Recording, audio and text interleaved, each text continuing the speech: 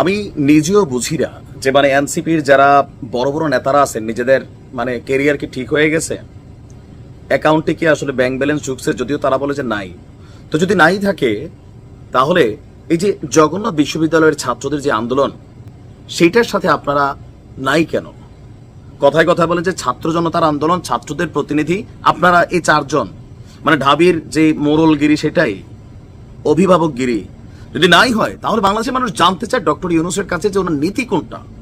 মানে বিষয়গুলো কি ওইরকম যে ওনারা যেটা চান সেটাকে করার জন্য একটা আয়োজন তৈরি করা হয়, তারপরে 2 রাইতে ঘটনা শেষ হয়। আর যেটা ওনারা চান না, ছাত্রদেরকে পিটাবেন, রক্ত ঝরাবেন, টিয়ার শেল মারবেন, তারপর 4 দিন ধরে আন্দোলন চলবে, শিক্ষকরা সেখানে আসবে, পুরানা ছাত্ররা মাঠে নামতে হবে। আর এই সকল আন্দোলনের কারণে আম জনতা, ছাত্ররা মারামারি ঘটবে, পাবলিক খেপবে। আসলে চলছেটা কি? মানে জগন্নাথ বিশ্ববিদ্যালয়কে কি পাত্তা দেওয়া হচ্ছে না? নাহিদ সার্জিসরা ফেসবুকে স্ট্যাটাস দিচ্ছেন, কিন্তু কেন জগন্নাথ বিশ্ববিদ্যালয়ের পাশে আপনারা দাঁড়াচ্ছেন না? কেন আপনাদেরকে সান্ডা মাহফুজ বলতে হয়? কেন বোতল বোতল স্লোগানের মিছিল ওঠে? একটাই, ওই যে জগন্নাথ বিশ্ববিদ্যালয়টা বক্তব্য অনেকাংশ অনেকে বিশ্বাস করে 1 2 3 4 সব সালারা বাটপার, নিজেদের আখের গোছায়। আমার কথা হচ্ছে যে এই যে সরকারটা দাঁড়িয়ে আছে যে ছাত্রদের উপরে, ছাত্ররাই নিয়োগকর্তা, মানে 5 জন ছাত্র নিয়োগকর্তা নাকি এই দেশের সামষ্টিক ছাত্র? যদি সামষ্টিকই হয় তাহলে জগন্নাথের স্টুডেন্টদের এই আন্দোলনে কোথায় ডক্টর ইউনূস, কোথায় আসিফ নজরুল, কোথায় বাকিরা? মাহফুজরে পাঠাইছে, পাবলিক তারে বোতল মারছে, আবার সান্ডা মাহফুজ, মানে কেন? এখন আজকে তারা যে ঘোষণা দিছে, এই ঘোষণায় মানে মানুষের কি পরিমাণ ভোগান্তি হচ্ছে। ডক্টর ইউনূস আগে বলছিলেন তিনি রাজকীয় জীবনযাপন করবেন না, কিন্তু এখন তো করতেছেন নিরাপত্তার নামে, উপদেষ্টারও নিচ্ছেন। ওনারা রাস্তায় নামলে গাড়ি শাঁ শাঁ করে দৌড়ায়, আর পাবলিকে 30 ঘন্টার জ্যামে বসে থাকে, ওনারা হেলিকপ্টার দিয়ে উড়া যায়। ভাই, জনগণের জীবনটারে ভোগাইতে ভোগাইতে যে বিএনপি যে ডাক দিছে না, এরকম কিন্তু হইতেও পারে। জবি স্টুডেন্টরা যমুনার সামনে বৈশা বৈশা ঘুমাচ্ছে, রাত্রে সজাগ থাকতেছে, ছেলে মেয়ে শিক্ষকরা রাজপথে নেমে আসছে, কিন্তু কোনো রকম পাত্তাই পাচ্ছেন এই সরকারের কাছে মনে হচ্ছে। এখন তাদের দাবি যতটুকু যৌক্তিক যতটুকু অযৌক্তিক, একটু আসেন, এরা যাদেরকে মানবে ওইখানে একটু বসেন, কথা বলেন, তাহলে তো রাজপথটা ক্লিয়ার হয়।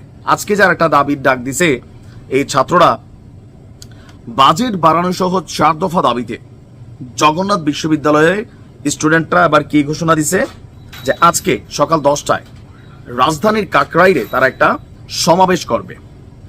আর দাবি আদায়ে জুমার নামাজের পর গণ অনশনের ডাক দিয়েছেন শিক্ষক এবং শিক্ষার্থীরা। তাদের সঙ্গে সাবেক যে শিক্ষার্থীরা আছেন তারাও যোগ দেবেন। গতকালকে সারাদিন কমপ্লিট শাটডাউন ঘোষণার পরও আমরা দেখলাম যে মধ্যরাত পর্যন্ত মানে কোনো রকম পাত্তা নেই। উপদেষ্টা আসিফের বাসায় নাকি একটা মিটিং হয়েছে, তো উপদেষ্টা আসিফ কি শিক্ষা মন্ত্রণালয়ের? আমাদের শিক্ষা উপদেষ্টা কোথায়? ডক্টর মোহাম্মদ ইউনূসের সাথে সমন্বয়করা চাইলে দৌড় দিয়ে দেখা করতে পারে, সার্জিস হাসনাতরা দেখা করতে পারে, তো তাদের সাথে কেন তিনি দেখা দিচ্ছেন না? আর যার কারণে বাধ্য হইয়া কাকরাইল মসজিদ মোড়ে অবস্থানকালে আজকে জবিতে তারা, জবির স্টুডেন্টরা বলছে যে আমরা জবি পরিবার একমত হয়েছি, হয় দাবি আদায় হবে নতুবা আমাদের মৃত্যু হবে। মৃত্যু হবে না, বাট মাইর খাবে আবার, এটা হইতে পারে। আর ছাত্ররা বলে রক্তে আগুন লেগেছে, রাজপথ কাঁপাকাঁপি নমুনা কিন্তু আমরা দেখি কতটুকু কাঁপতেছে। আমার একটাই বক্তব্য যে দেখেন, এই যে বৈষম্য, ছাত্ররা এখন, ছাত্রীরা বলতেছে ওরা ঠান্ডা খাবে, ওরা ঠান্ডা পানি খাবে, ওয়াটার ক্যানের বাতাস খাবে, আমরা কিন্তু মার খাবা, কারণ তোমাদের সাথে সার্জিস নাই, হাসনাত নাই। আমার এটাই আশ্চর্য লাগে, এরা পলিটিক্স করবে। এনসিপির মতন এরকম গোয়ার তুমি মেন্টালিটি যদি থাকে, এটা পলিটিক্স হবে? লোকাল ভোটার তদবির বাণিজ্য এই যে আসতেছে নি, শুরু হয়ে গেছে। কেন ভাই? ছাত্রদের যে কোনো আন্দোলনে আপনাদের উপস্থিতিটা জরুরি, এদেরকে দিয়েই তো আপনারা হয়েছিলেন। এরকম যদি চলেন কয়দিন আপনাদের মূল্যায়ন থাকবে? এই যে বৈষম্যের শিকার, ঠান্ডা পানি, এগুলা যে বোতল মারছে মাহফুজে, উল্লাস করতেছে ছাত্ররা। সান্ডা না মাহফুজকে সান্ডা সান্ডা, আপনি বোঝেন যে কোন লেভেলের ট্রলে চলে গেছে এই সরকার ক্ষমতায় থাকতে। বোতল পরে পরে কি হবে? সাধারণ ছাত্রছাত্রীদেরকে বিগড়ানো যাবে না, তবে এটা কইরা ফেলছেন অনেকাংশেই।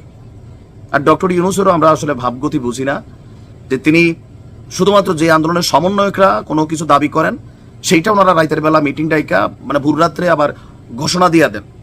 আর সবগুলা আমরা দেখছি যে আওয়ামী লীগ ইস্যুতেই, এর বাহিরে কোনো ইস্যুতে সহজে সিদ্ধান্ত আসে না। কেন আসে না?